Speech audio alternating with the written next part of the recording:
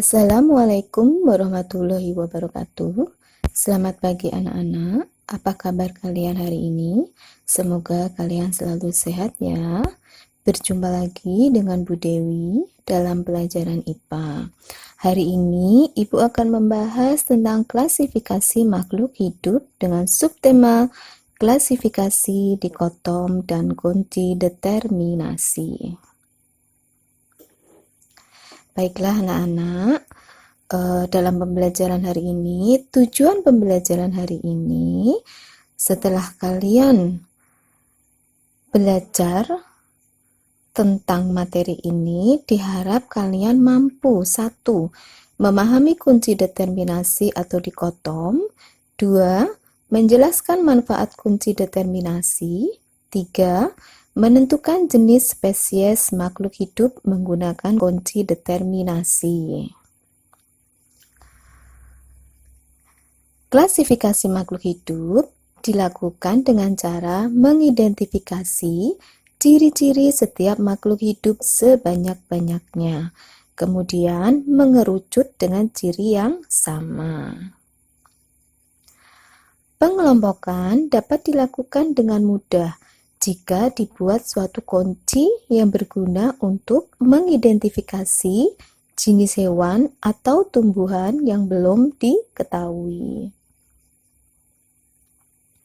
Kunci tersebut dinamakan dengan kunci determinasi.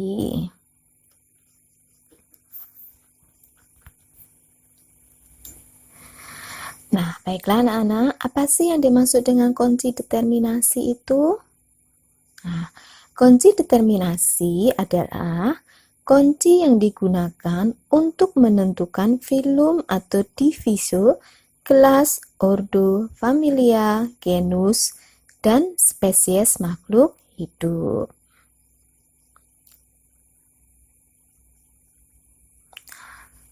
Terus, apa sih manfaat dari kunci determinasi?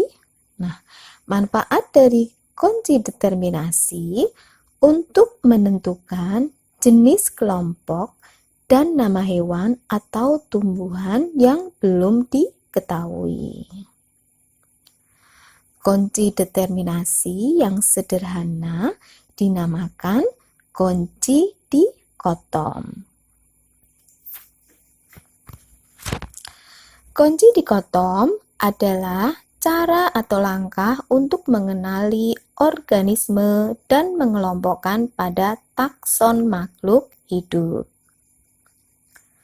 Kunci dikotom berisi deskripsi ciri-ciri organisme yang disajikan dengan karakter yang berlawanan.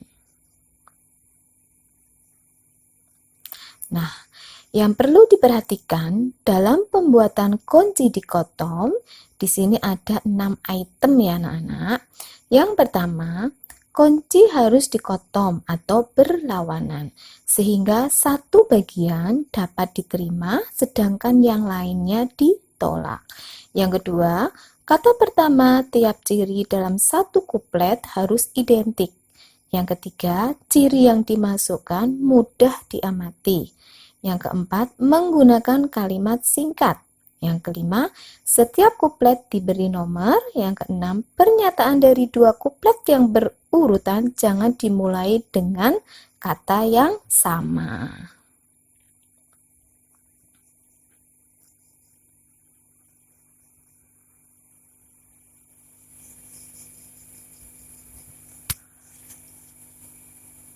Selanjutnya anak-anak, seperti apa sih contoh kunci determinasi?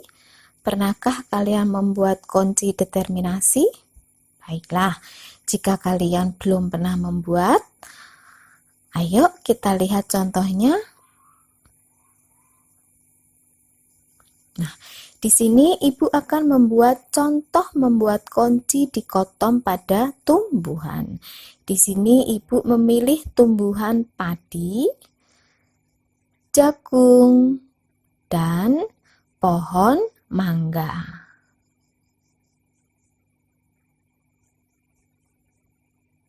Nah, tanaman tadi yaitu padi, jagung, dan mangga, pertama yang akan kita lakukan yaitu membuat kunci determinasinya. Ya, membuat kunci determinasinya terlebih dahulu. Langkah pertama yang kita lakukan adalah kita akan membuat kupletnya, ya. Kuplet yang pertama, Ibu memilih untuk mencari ciri-ciri akarnya, ya. Ataukah dia berakar tunggang atau berakar serabut. Untuk kuplet yang kedua, Ibu ambil yaitu daunnya. Tulang daun sejajar atau bertulang daun menyirip. Untuk kuplet yang ketiga, Ibu mengambil batangnya, yaitu batang bercabang atau batang tidak bercabang. Untuk kuplet yang keempat, Ibu ambil tanaman bergerombol dan tanaman tidak bergerombol. Untuk kuplet yang kelima, Ibu ambil buah besar atau buah kecil. Nah, sekarang anak-anak kita akan mencari rumus kunci determinasinya untuk padi, jagung, dan mangga. Pertama kita akan membahas padi. Nah, padi itu di kuplet pertama memiliki akar tunggang atau memiliki akar serabut. Padi memiliki akar serabut. Di kuplet yang kedua, padi memiliki tulang daun sejajar, berarti 2A yang dipilih. Di kuplet ketiga, padi berbatang tidak bercabang, berarti 3B. Di kuplet keempat, padi tanaman bergerombol, berarti 4A. Kuplet kelima, berbuah kecil, berarti 5B. Nah, jadi rumus determinasi untuk padi yaitu 1B, 2A, 3B, 4A, 5B. Itu ya anak-anak. Nah, rumusnya ini bisa kalian lihat pada tampilan sebelah kanan ya. Sini ada tampilan rumus determinasi untuk padi. Nah, itu ya. 1B, 2A, 3B, 4A, dan 5B. Nah, selanjutnya kita masuk ke jagung untuk mencari rumus determinasi jagung. Nah, jagung ini memiliki akar serabut, berarti masuk 1B. Jagung memiliki tulang daun sejajar, berarti masuk 2A. Jagung berbatang tidak bercabang, berarti masuk 3B. Terus yang kuplet keempat, jagung tanaman bergerombol atau tidak bergerombol, ternyata tanaman tidak bergerombol, yaitu masuk 4B. Selanjutnya untuk buahnya, berbuah besar atau berbuah kecil, ternyata jagung buahnya kecil, berarti masuk 5B. Sehingga didapat rumus kunci determinasi jagung yaitu 1B, 2A, 3B, 4B, 5B.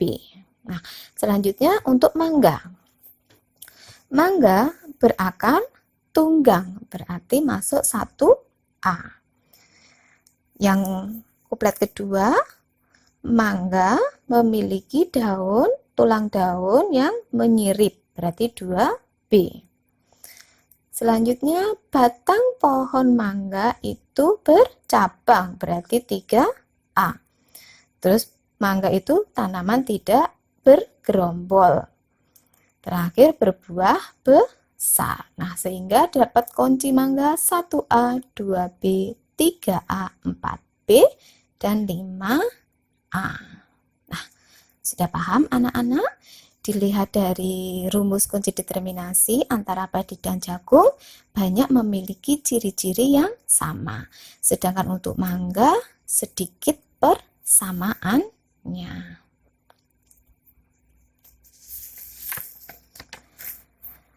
Pembuatan kunci determinasi bisa juga dimulai dengan pembuatan diagram. Ya. Misalnya di sini Ibu memiliki tanaman lumut, suplir, jagung, kedelai, terong, melinjo.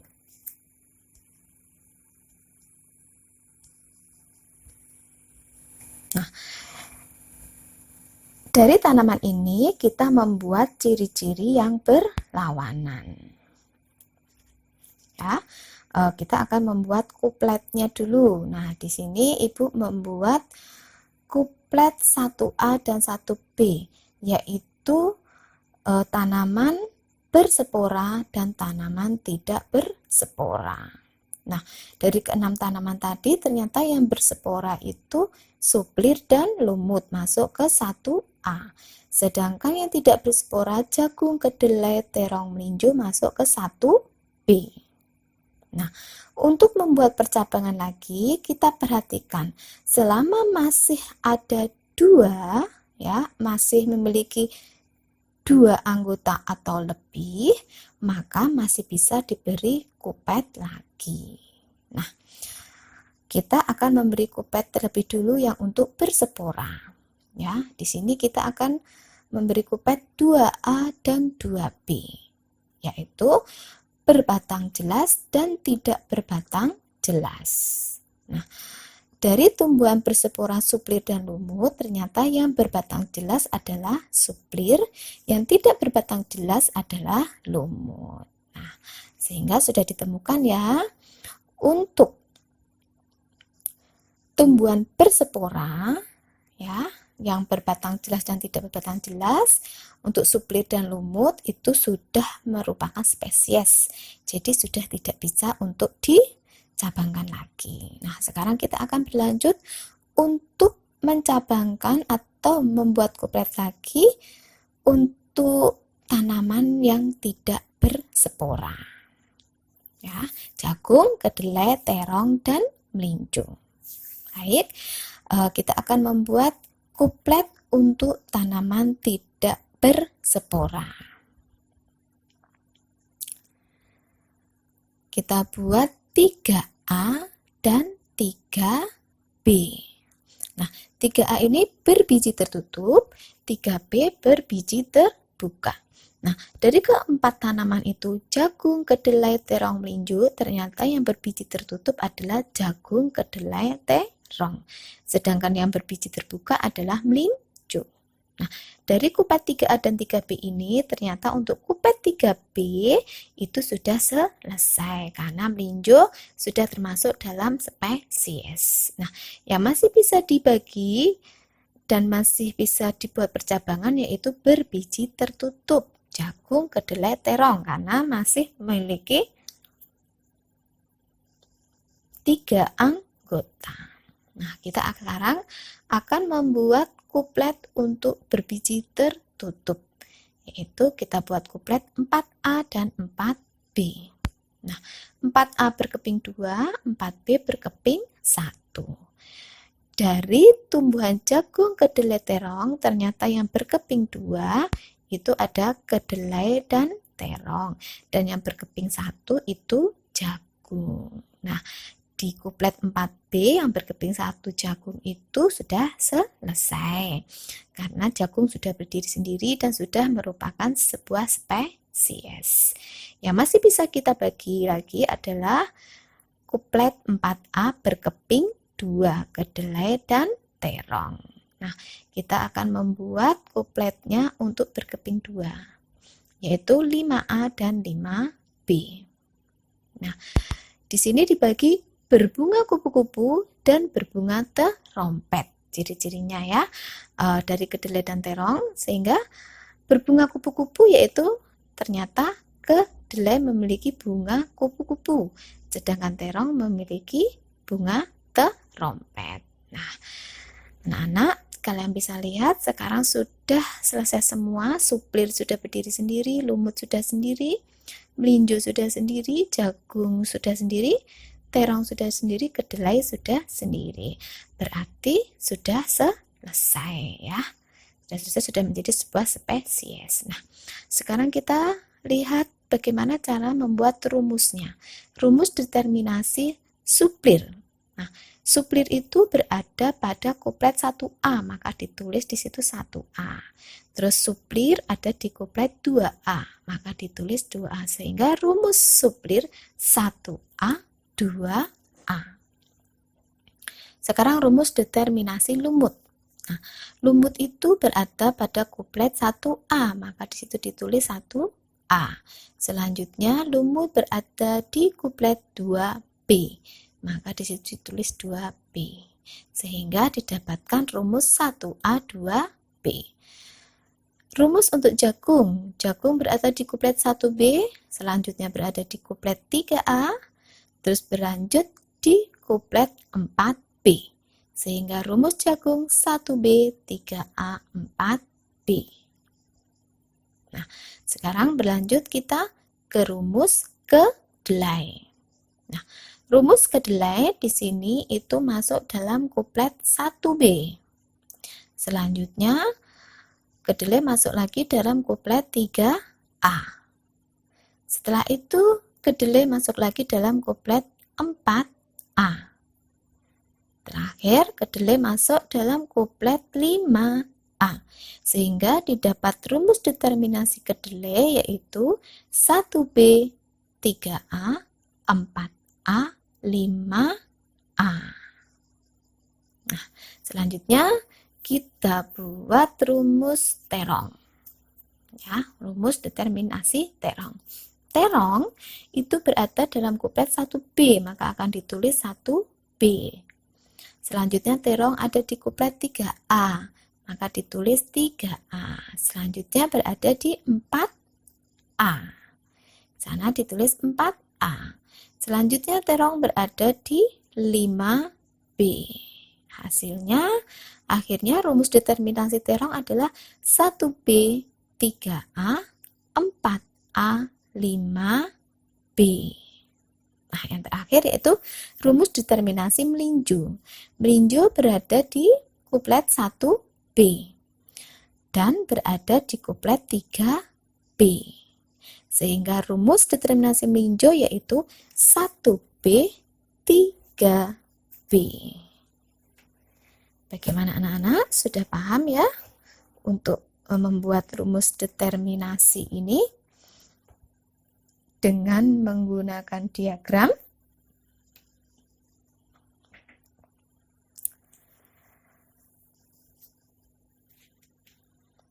Baiklah anak-anak, dari diagram tadi, jika ditulis dengan kunci determinasinya, maka seperti di bawah ini. Kuplet yang pertama yaitu tumbuhan berspora dan tumbuhan tidak berspora.